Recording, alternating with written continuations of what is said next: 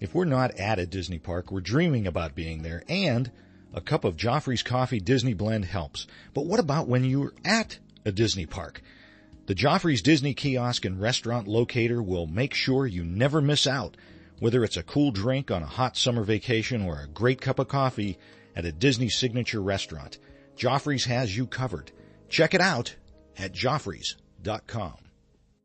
Please stand clear of the doors. Por favor, manténganse alejado de las puertas.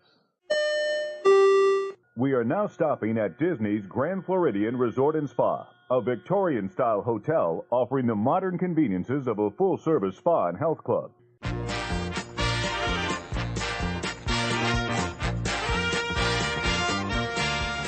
Hey everybody, thanks for joining us. I'm Tim Scott. Bob Collar. This is ResortLoop.com. Bob, I'm very excited for this show. Whenever you say that, yes, usually means something. I don't have to talk to you the whole time. Wow, really? That's what that means. Really? No, it's because we're reaching out to Looper Nation, and we're going to talk to somebody from Looper Nation. Absolutely, absolutely. We've got a good friend of the show and Super Looper himself, Kalvin Connor's with us. Kalvin, welcome to the show. Hello. How you doing? Yeah, pretty good. All right. Where are you calling from? We're gonna. What do they call it now? The kids are calling it doxing. We're gonna dox you. I don't know what that means. Yeah. Calling from the frozen tundra of Rochester, New York. Oh yeah. You're just a smidge more north than we are. Yeah. So, well, the reason, Tim, that we asked Kalvin to come on was because he just got back from a trip, so we're going to get a little bit of a trip report from him. I love it. Now, Kalvin, you did kind of a special trip this time. How long? What was the length of the trip? First off, it was a 5-night stay. 5-night stay. But here's what's so special about this: no park tickets. How'd that go? I love this. Well, it was pretty interesting. Like, I've always been, I was like, oh, well, how would Disney be without the parks, staying at a Disney resort? So we decided we were going to try it and try to do Disney on the cheap for once. I'm sure you saved some money. Yeah. Not well. It's expensive. Yeah. But we keep going back because we love it. Yeah, it's great.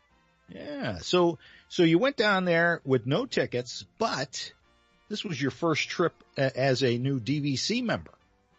Yeah. So we bought into Copper Creek late last year probably after the last episode that I was on. And we bought into Copper Creek. How was Copper Creek for you? Now, that's your first DVC stay? Have you stayed at any of the other DVC resorts? I stayed at Saratoga Springs before, but it was just like the studio and someone gave us points for like 5 nights or something like that. So it was my first actual stay like as a DVC member, and not at Saratoga. So. Okay. What kind of rooms you have? We just had like a studio. I think they're the most economic rooms to get. It's very nice, very spacious. Okay. All right. Good. No Murphy beds? You actually had a real bed? Yeah, we had a real bed, and then the couch pulled out into like a second queen bed. Obviously, we didn't need that. There's only 2 of us. Okay. But does that have like a little kitchen type area, kitchenette area, something like that? Yeah, so in the studios, you only get the kitchenette area. So that's the sink, just a mini fridge. It was a pretty big fridge. Then you get like this... You get like tons of drawers, so you get like a little area where you can store like cereals, muffins, stuff like that inside like this one little pull-out drawer. And then you get like dish soap, so you can wash your dishes. You get some paper plates. You get a toaster. Okay. So explain to me. So you've got a microwave, right? Microwave. Yeah. And a toaster. And yet you cooked some pork loin. Oh, my. It got creative. How did that happen? It's like a cooking challenge. Yes. So it's actually pretty great. So I know that in the studios you don't get like a full kitchen, but actually at Copper Creek and I think some of the other DVC resorts, there's usually some grills outside. So they have like the really nice like Viking grills that you see like on the Food Network or Cooking. I think they use them like Master Chef. Oh, those are high end. Yes. Oh yeah, I love them. So then like we went outside, fired up a grill, and then we cooked some pork out there. And then we stuck some brie on the grill, got it nice and melty. Had pork and cheese. Ah, delicious. Mmm. That's expensive cheese for all you non-foodies out there. Brie is just cheese, but it's really expensive cheese. But it's not too expensive because you can still pronounce it. Wow, really? Man, this is going to be a rough show today. Boy, you're just firing on all layers. So I got to ask, did you get some weird looks? I mean, people walking by? How did that all play out for you? Yeah, it was kind of weird, because like you can't do a barbecue without having like a beer. Like we brought some beers to the grill, and like we were cooking, and like cast members were walking by because all the grills are like by the cabins. So not a whole lot of people walk by, but cast members walk by and like they look at you funny, but they're always kind and they always say hello and they have like nice barbecue and stuff. Like all the cast members are very friendly. You're probably hungry. So, tell us about your experience with the whole DVC at the Wilderness Lodge. How'd you like it as your first experience? Yeah, so we got there. I think January 6th was our check-in day, and I really wasn't expecting any of the Christmas stuff to still be up, but it was. And let me tell you, when you walk in the lobby of the Wilderness Lodge and the Christmas trees there, like it feels amazing to walk into the Wilderness Lodge. Because like the lobby's huge. It's like wide. And you got like all the fireplaces everywhere. So like the tree was up for a couple days, so that made us feel pretty good. Nice. Yeah. It definitely looks naked when it all comes down. Oh, yeah, it's a different feel, isn't it? Yeah. I think I like Christmas time better. Yeah. To see. Were they playing Christmas music in the lobby at that point? Yeah, they were actually still playing it out by the pool like the first day. Okay. So nice. Yeah. How was the weather? Did you get to enjoy the pools at all? Yeah, it was like, I'd say 70 degrees most days, maybe high 60s. So we went out to the pool at least 3 of the 5 days, since we didn't have a whole lot to do. Some days it was a little too cold to get in the water, or if it was late at night and the sun wasn't up, definitely the water was still cold if you're in the shade. But it was like, they're all quiet pools, like not a whole lot of people were in them, so like that was a bonus. Yeah, a little too cool for folks, I would suppose. Yeah.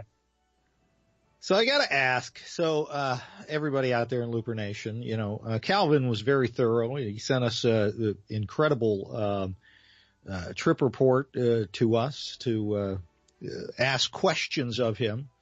Yes. So one of my questions that I got to ask from all of the information you sent us, what is this Team Tim nonsense? Oh, so people got to experience this. So like when you go down, you really should just get a car. Like Tim is like always telling us how you got to drive around when you're down there. Yes. And I agree.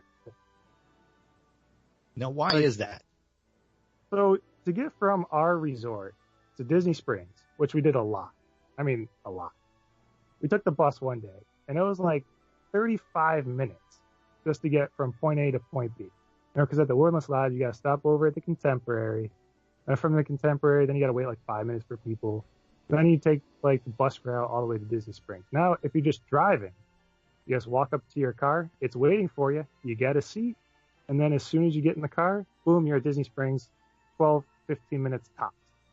And then you park your car, and then you're there. It's wonderful. I concur.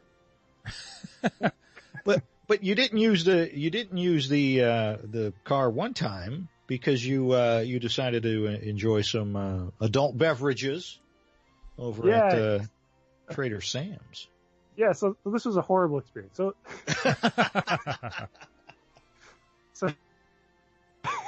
so we take the bus to Disney Springs, and then I really want to go get some beignets. How could you go to Disney without getting some beignets? I did a lot of times, but I want to experience it. So we get to Disney Springs. We're trying to find the boat that goes to Port Orleans. And then we couldn't find the right boat, so we went to the 2 wrong docks. Then we got on the boat that took us from the farthest dock over to the closest dock to get back on the boat to go to Port Orleans. That took like 45 minutes. And then it's like a 20-minute boat ride. by the time we got there, got our stuff, and then left, that was like another 20 minutes. And then like the boat ride back's another 10 minutes. It was like an hour just to go to Port Orleans. And then we get on the bus to go back. And then this time we went to go see the fireworks at the top of Bay Lake Tower. So we get so same thing. We get on the bus, go back to the home resort. Like I said, that was like 17 minutes, and then like another 5 over to Contemporary. We get there, we watch the fireworks. It was wonderful. Now after the fireworks were over, we decided let's go to the Polynesian, and let's go to Trader Sam's. It's great. So we took the monorail from the Contemporary all the way over to the Polynesian. It's a nice, quick little ride. Mm-hmm. And then we get off. We get to Trader Sam's. It's like a 10-minute wait. And we're like, okay, we got time. So by the time we finish getting our drinks and getting our table, it's like 9:28. So we go up to the monorail because our plan was, let's just catch a bus or a monorail back over to the Magic Kingdom. We'll take a boat from the Magic Kingdom back to the Wilderness Lodge. Sounds wonderful. Well, when we get to the monorail, they say, no more stopping at the Magic Kingdom. I was like, what? So then that plan was shot. And then we looked at Uber, and Uber was like, it was only like $7, but I didn't want to spend $7. So I was like, you know what? The Wilderness Lodge is literally down the street from the Polynesian.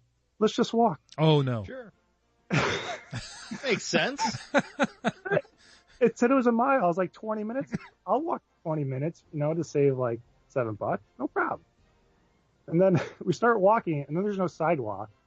And then since like the ticket and transportation centers right there, like they have all kinds of like transportation people and cars like driving down the road. They told us we couldn't walk there. We had to walk over by the ticket and transportation. So we walk into the ticket and transportation center. That was kind of weird because like we were just walking through the roads, and then like all the internal shuttles, like they always waited for us. We weren't supposed to be there. Then we kept walking, and then like I could see the road where it like goes right into the Wilderness Lodge. I was like, let's just keep walking. And then we go to walk, and then there's a gate, and I was like, hey, can we walk that way? Like, no, you can't walk that way. So we ended up having to request an Uber anyways. Oh, geez. Oh. Yeah. Well, can I tell you, before we go on with Trader Sam's, I got to tell you, I got a conspiracy theory. Oh, here it comes. It's not a rant, but you know what? Why not? We live in a world now where conspiracy theories are fact, right? I guess everything is. Anyway, fake news. Here's my conspiracy theory. You ready for this? All right. Now, because you told us this, you experienced this. As soon as you got on Disney property, because you didn't know your room was ready, as soon as you got on Disney property, boom, your phone said, hey, your room's ready. Right? Yep. Same Absolutely. Thing happened to us. It's true. Right? Yes. So that's your magic band, right? So here's what I'm thinking. Follow me on this. Come on, Looper Nation, stay with me. Here's what Disney's doing.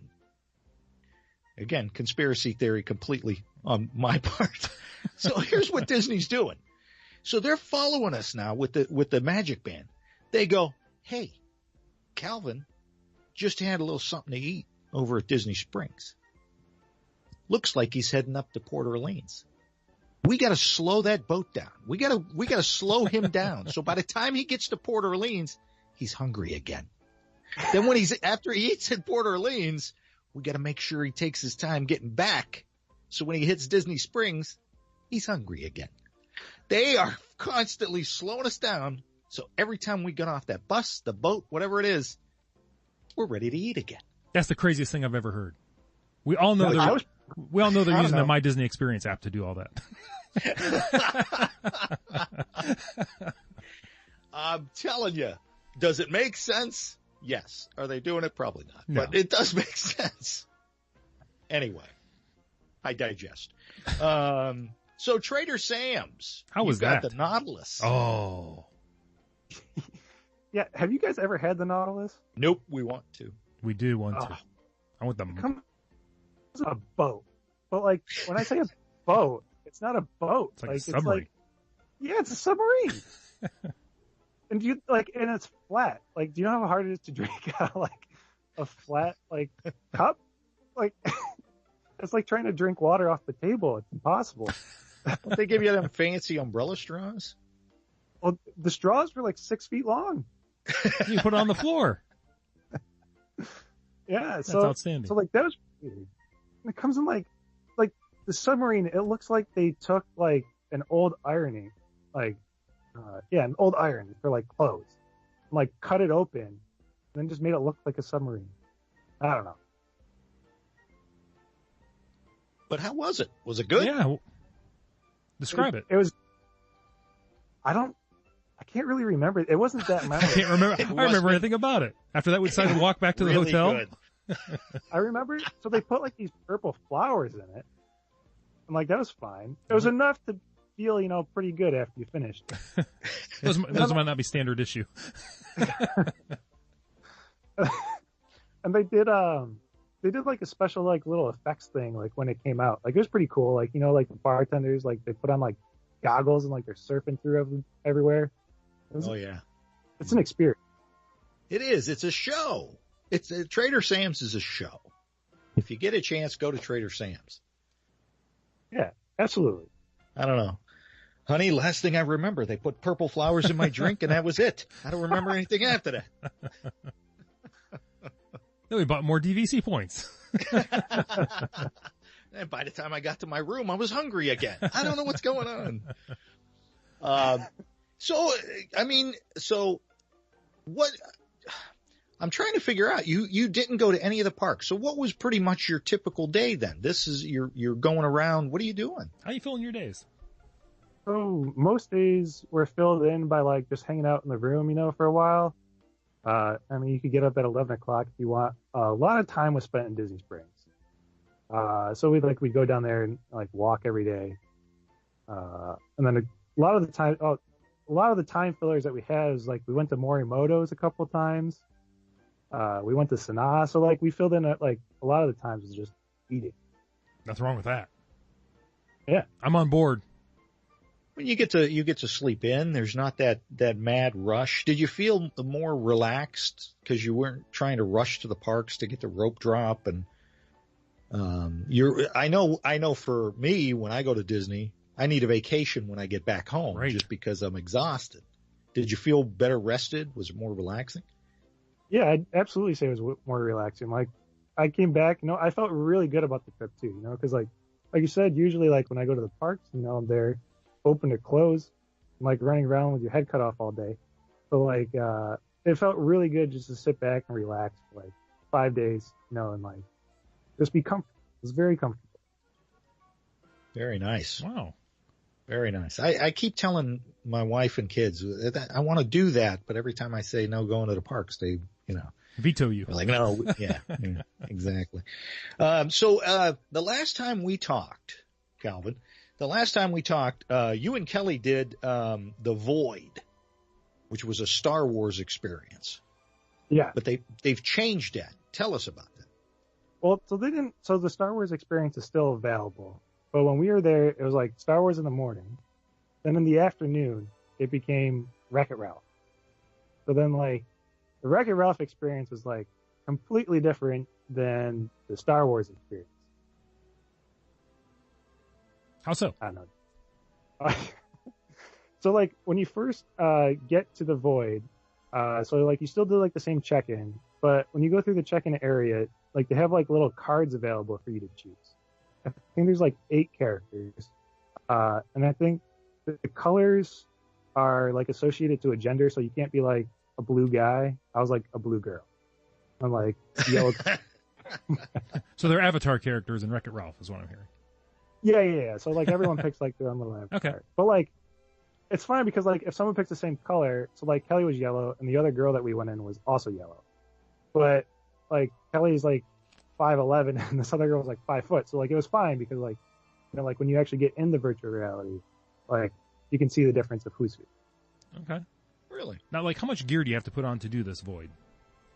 So when you get there, so like you go through the like, little check-in area, then like they play a little video, then you get to like the gear up area. So you get like a virtual reality helmet, and then before you put that on, you got to put on this vest.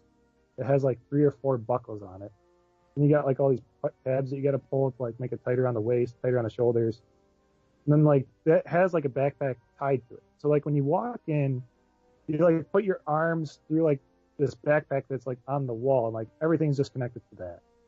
And then once you get that on, like they help you put the helmet on your head, and then like, and it's all hooked up to like a pulley system, so like they can just pull it on and off like super easy.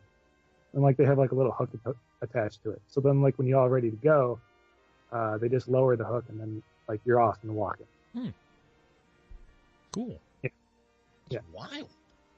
So you don't, I mean, with the goggles and stuff, do you have goggles on and do you walk into, I mean, I'd be afraid of walking into a wall or some crazy thing. So like before it all starts, they get you to like this ready room area. So like you have like the goggles up. So like they're kind of like sunglasses almost. So like you just lift them up, and you walk around the corner, and they put you on like this ready room. Once you get into the actual, everyone goes to like a corner of the room, and they say, okay, put your visors down. And you put your visors down, and at this point, you really can't hear much outside of like your own talking. Like, yeah.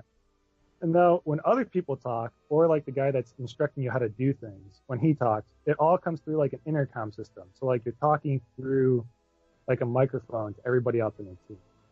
And like you put the goggles down, and like the way it works is like, so like if the wall's 5 feet in front of you, the wall's still 5 feet in front of you. But like in virtual reality, it might look a different color. It might look like a different shape and stuff like that. So like when you put them on, like everything is still where it is. And like you can see where those things are. All right. I don't have to worry about it like turning into some kind of crazy Westworld or anything like that, right? I mean, it's all VR. Yeah. And it's super awesome to experience too. Like if no one has experienced it, like you should definitely go experience it at least once. I've obviously done it twice because I thought it was like. Yeah, you said the Star Wars one was very good. Yeah, the Star Wars one was like so much better. So like the difference between the two, I'd say, is the Star Wars one, you don't really have to know what you like. You can kind of just like walk through and, everything happens and like it's obvious what's happening. Now the Wreck-It Ralph experience is more of a video game, which is fine. Like I play a lot of video games. If you don't like video games, I probably wouldn't do it. But so like there's like 4 mini games that are all in this virtual reality Wreck-It Ralph experience. Now they don't really tell you what's going to be played, and they don't tell you how to play them. Like you kind of just gotta figure it out. So it's kind of frustrating. And then like the second room that you go in, I didn't know what was going on, and I was trying to like get the other team, but like that wasn't the objective at all. And then like I figured it out like when there's like 3 minutes left. No, it was a little frustrating. Oh yeah. What's the cost of the Void, if you don't mind my asking? I think so. We bought our tickets online, and after they charge you with another fee on top of what you're already paying, I think it was like $70 for 2 people. Okay, all right. Would you consider that a value for what you're doing? You're getting. Okay, so if you don't have expectations and you just go into it, I'd say it's absolutely worth it. But like once you set expectations for like what it should be and what you want out of it. So like after we did the Star Wars experience, we were expecting a certain thing in the Ralph experience. So like, I think we were like more blown away with it the first time when we did it. I would definitely do, since there is a video game aspect to like Ralph, I'd say it's worth it to do twice. Okay. Very good. Great. Here's we know Disney kind of listens every now and then. Hopefully they're listening to this one. Forget about that stuff, the conspiracy stuff I said before, Disney. Don't. They already don't. If I come up missing, Anyway, so here's what I'd like Disney to do. Okay, this is maybe for April Fool's Day, just for us, sci-fi geeks like myself. I want them to do the Star Wars experience, but every now and then sneak in like a Star Trek character. Oh, it would blow people's minds. That's not going to happen. That would be. They got the money. They bought an entire Marvel universe. They could buy Star Trek. I don't think so. At the very least, they could get Captain Kirk. I mean, come on. What's Shatner doing now? There you go. I'm just saying that would be very cool. I would love to see that. So one of the things that you got to do, being a new DVC member, is an animation 101 class. Tell us about that.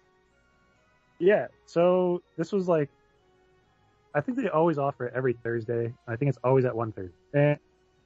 And the class is led by Todd Bright, who's worked on Lilo and Stitch, Tarzan, Mulan, Brother Bear. He also did Curious George for Universal. Like, he's done a lot of like hand-drawn animation stuff. So I guess he's a big deal. I don't look at the credits personally, but so he's got some credentials. Yeah. He knows what he's doing. Yeah. Yeah.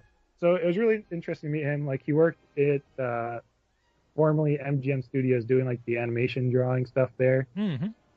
Because like they actually used to do the animation in the parks, and then they also did like little classes too in the parks. Yeah. So this was actually a pretty interesting class. It was more, I would honestly say it's more of a class than it is go and draw. So like they teach you about like, I think there's 12 concepts of animation. So like he teaches you about all of them. Like he tells you about like how he got to where he was, or where he is currently, and like how he works for. He's independent contractor pretty much for Disney. And like Disney's like his biggest client. Like he runs his own business. Yeah, but he's a really nice guy. And so anyways, the class focused on one of the principles, which is like called squash and stretch. So they teach you, like I said, like he goes through and like says, this is what this concept is. This is how you would perform it. And so like those like 10 things, like really quick, I'm just going to like go through them really quick. So there's squash and stretch, anticipation, staging, straight ahead / pose, follow through and overlapping actions, flow in and out, arc, secondary actions, timing, and like exaggeration. Like those are all the like concepts. But this class is mostly focused on squash and stretch. So like if a character is turning its head, like it's not going to look the same as it's turning the entire way. So what he did, yeah. So like as he was showing us, like he did a sketch of Stitch, like just turning his head from like looking from the right to the left. So he drew like 4 frames, did it in like 2 minutes. It was fantastic to watch. Wow, man. Yeah. So I don't know how they draw so fast or how they draw so good. Like there's a lot of lines. It's just good to enjoy people who actually have talent, do what they do. Yeah, well, he said everyone's got 10,000 bad drawings. You might as well get them out sooner than late. There you go. That's brilliant. Very good. So, what did you guys do? So after he goes through everything, the first thing you do is, so they give you like a little sketchbook. And then they also give you like a notepad. So you get both of them. He said the sketch pads are limited edition, so you know. Yeah. Wow. So the way it works is you start in the back of the sketchbook, and then you just start by drawing a ball bouncing on the floor. And you're trying to use this squash and stretch principle. So like you draw 10 frames of the ball dropping down, hitting the floor, and then like bouncing back up to where it was. Then after that, he kind of sets like the class loose and says, all right, everyone come up with a concept, draw it in your notepad, and then actually animate it over in your sketch pad. So then you have to come up with your own concept, draw it, and then like he reviewed it after you're all done. And how did yours go over? I thought mine came out pretty good. So I drew like a guy shooting a basketball and completely missing the hoop, and then hitting like the pole, and coming back, and then the guy catching the ball. So it was like 14 frames, and it came out like, and then like you download this app called like Stop Motion. They recommend you download, and like you take pictures of each of the frames that you drew, and then like it just automatically creates like a little animation sequence for you. Oh, that's cool. Nice. Yeah. Is that the one that you posted on Looper Nation Live? Yeah, I sure did post that on Looper Nation Live. So if anyone wants to see it, you should join Looper. Absolutely. Yes, they should. Absolutely. There you go. I gotta be honest. Every time you said squash and stretch, it made me think of my junior high gym class. I don't know why, but yeah. So what? To wrap this all up, your trip was in January. Would you say that would be the best time of year, or that's a good time of year to do a no park trip to Walt Disney World? Or would you have picked a different time to do that? I think maybe it'd be more relaxing to do like during the summer when you can like sit by the pool for longer and like enjoy those amenities. Mm-hmm. Because it was a little cool. Like I said, you didn't want to be out by the pool all day. But the nice thing was like there wasn't a whole lot of people, so like you could get from place to place very quickly. So, like that was nice. I'd recommend someone trying it in January. Okay. All right. And what was your favorite part of the whole trip? Definitely eating at Morimoto's. Like that was by far like amazing. Really? Why is that? Well, they have like these pork bao buns that you can order, but like they're with like pork belly, and like they're just absolutely fantastic. Nice. I'm like, and it's relatively cheap. Good. Yeah. We'll have to try that one out, Tim, when we go back down there. Without a doubt. What is Kelly was supposed to join us, but she got stuck at work. So what would you think that her favorite part of the trip was? I'd definitely say she definitely enjoyed the void doing the Wreck-It Ralph. Excellent.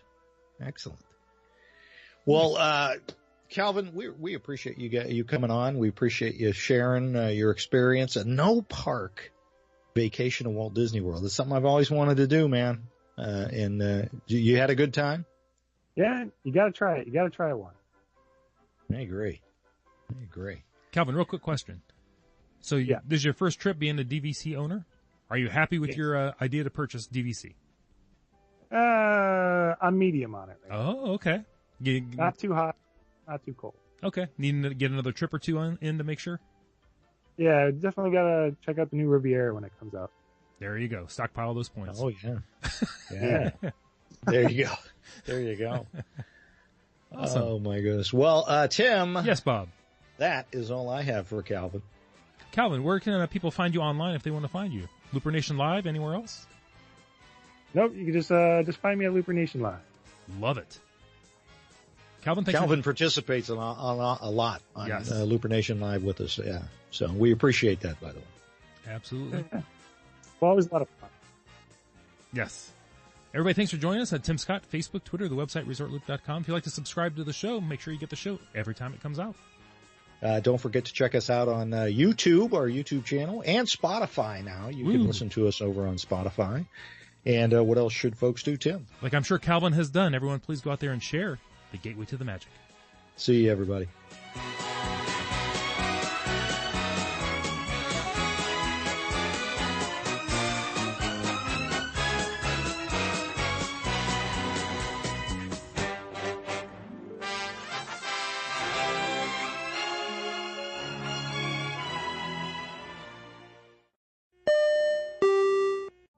Vacation memories will stay with you and your family for a lifetime. The Resort Loop Travel Group was created with this in mind. Our fee-free services will relieve you of the stress and confusion of finding and booking the best vacation at the best price. After booking, we will continue to monitor for ways to save you even more on your vacation. We will check for any upcoming packages and discounts to save you as many vacation dollars as possible. Resort Loop Travel Group, gateway to your magical vacation memories. Get a quote, or for more information, visit ResortLoopTravelGroup.com.